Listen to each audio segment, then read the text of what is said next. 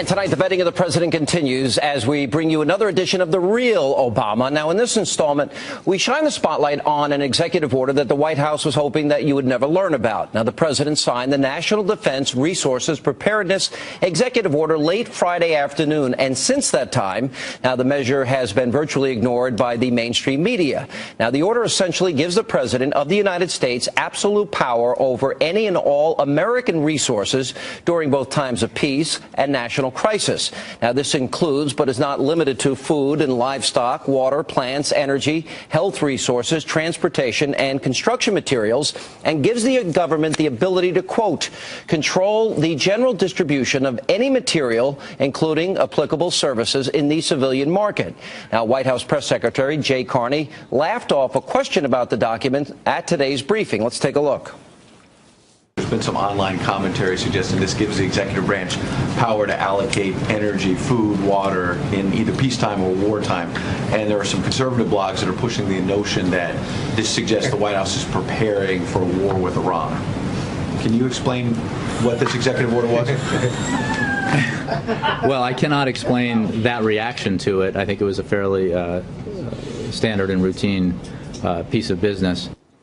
Now, not everybody's laughing about this executive order. In fact, some have suggested this would give the president of the United States the authority to declare basically martial law during times of peace. And to be sure, this is simply the latest string of actions taken by the administration that ignore the basic principles of our Constitution. Joining me now in tonight's edition of The Real Obama, Jay Sekulow from the American Center for Law and Justice, and Fox News contributor Lanny Davis. Guys, welcome back. I'm laughing about it, Sean. How are you? All right, good. Well, let's give a little history here. Jay, we'll start with you because this was actually signed, or similar National Defense Resources Preparedness, by Bill Clinton. You have similar executive orders signed by Dwight Eisenhower, George W. Bush. But there's a difference. There are some things that changed in this that I think has brought, legitimate criticism and concern. Can you go through that? No, I think you're absolutely right. The idea of this act is nothing new. Presidents have had this since the 1950s.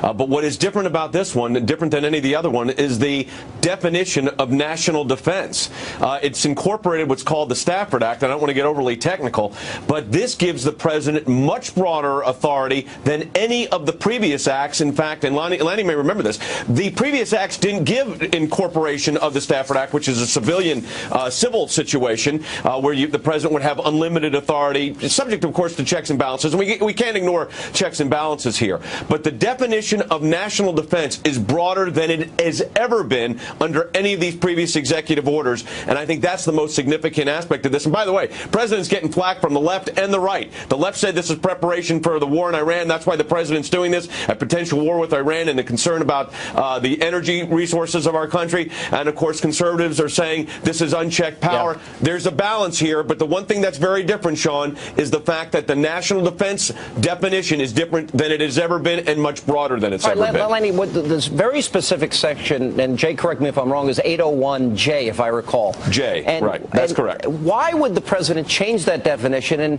Lanny, you're an expert in media. Nobody is as good as you. If you want to release something that you don't want people to find and you're in the White House, when do you release it? Late on a Friday afternoon, hoping nobody pays attention to it. Why would they release?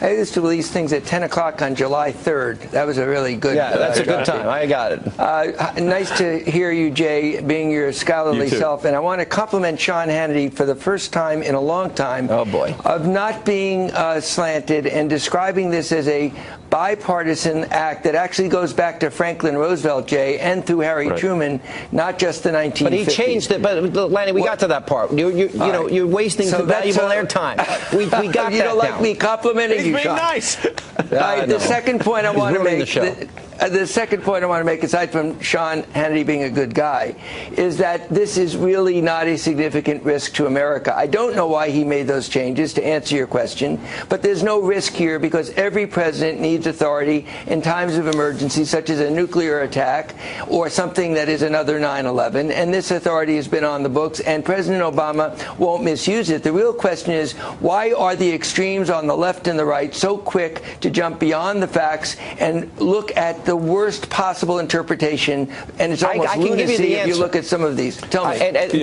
Because of the way the president's acted, for example, we have a very specific process for recess appointments. And with the National Labor Board appointments of the president, remember, he didn't go through that process. That's right. The conservatives like myself, Jay, I think would argue that the health care mandate is not constitutional.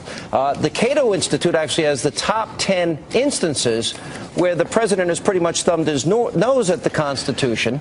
And so there is this suspicion, Jay. I'll throw it to you. Yeah. Yeah, I think the biggest problem here is context. It is a document dump in the sense that it comes late on a Friday evening. That's an interesting situation. Its second is the context of the other situations. You talk about the Attorney General and the Fast and Furious situation. Then the Attorney General said he was concerned about what the NYPD was doing, which was clearly within the law, and I think the Department of Justice has now backed off on that wisely. But you look at the context, and then the definitional aspect, and I think the definition is the problem. I don't believe, and I agree, that the president could get away with this because, number one, you've got a Congress, you've got an active media, that's why we're here tonight.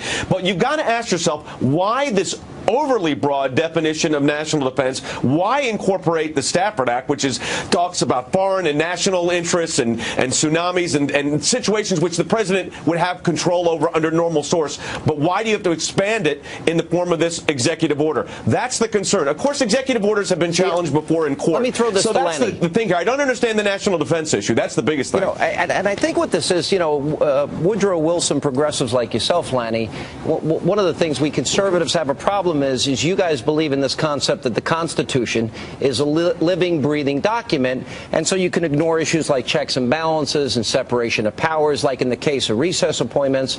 So I think we're looking at this differently, and that is that in this particular case, does it give a president pretty much impunity to do whatever they want? And why change the definition, considering the president has thumbed his nose at the Constitution in the past? First of all, my point of view is he hasn't thumbed his nose, and if the Affordable Care Act is unconstitutional, let the Supreme Court decide that, not Jay and Mr. Justice Hannity. But most importantly, this is more reflective of the paranoia on the left and the right that's going on in America and polarizing this country so badly. Jay and I, as Jay is a conservative and myself as a liberal, are able to exchange views in a civil way with Sean Hannity as a civil moderator. What's going on the Twitter and the internet is lunacy. If you read some of these comments, it's not Jay analyzing this calmly. It's complete why are we lunacy. Attacking people that have and a different nobody view? is mentioning Ronald Reagan, and I'm only saying that it's the extreme interpretation that causes the polarization in this country, Sean. And the president has never contributed to this by saying Republicans want dirty air and water and want kids with autism, Down syndrome fending for themselves. He's never contributed to this at all. I don't like rhetoric. I don't like the extreme rhetoric. Sometimes I think the president has gone too far, and so has the Republican Congress. And when there was a Republican president, there were recess appointments, guys. So let's be even. Not recess appointments while they were in session. That never happened until Obama. This session was one senator holding the floor.